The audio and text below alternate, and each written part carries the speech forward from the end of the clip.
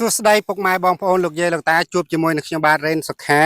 នៅក្នុងប្រធានបទនេះគឺនិយាយអំពីដើមឈូកបងប្អូនដើមឈូកតើវាមានអត្ថន័យយ៉ាងដូចម្ដេចទៅបងប្អូនដឹងទេបើដឹងសូមជួយខមមិនបកស្រាយនៅខាងក្រោមនេះនៅពេលនេះខ្ញុំសូមលើកយកអត្ថន័យនៃដើមឈូកផ្កាឈូកបន្តិចយកមកបកស្រាយប្រាប់បងប្អូនហើយក៏ជាការឆ្លើយតបទៅនឹងខមមិនមួយដែលចង់ឲ្យខ្ញុំបកស្រាយអំពីអត្ថន័យនៃផ្កាឈូកនិងដើមឈូកផ្កាឈូកនិងដើមឈូកនេះគឺវាតំណាងឲ្យភាពតស៊ូអត់ធ្មត់ពុះពៀយ៉ាងធំធេងបំផុតរបស់មនុស្សយើងបងប្អូនមើលទៅប្រភពដើមនៃផ្កាឈូកប្រភពដើមនៃផ្កាឈូកគឺវាស្ថិតនៅក្នុងផុកនៅក្នុងដីមមកក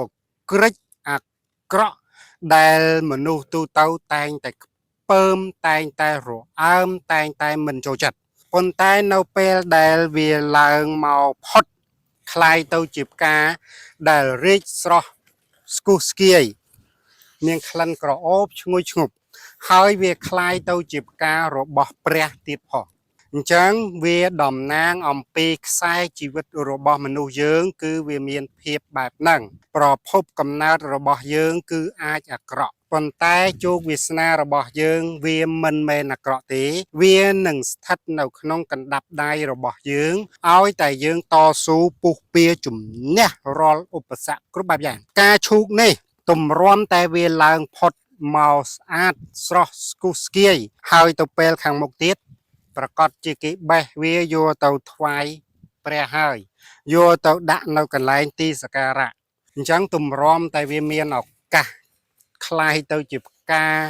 របស់ព្រះคล้ายទៅជារូបភាពដ៏ស្រស់ស្អាតបែបនេះគឺវាឆ្លងកាត់នៅឧបសគ្គយ៉ាងច្រើនសន្ធឹកសន្ធាប់ទាញមកវិញជីវិតយើងក៏ដូចនេះដែរឧបសគ្គដែល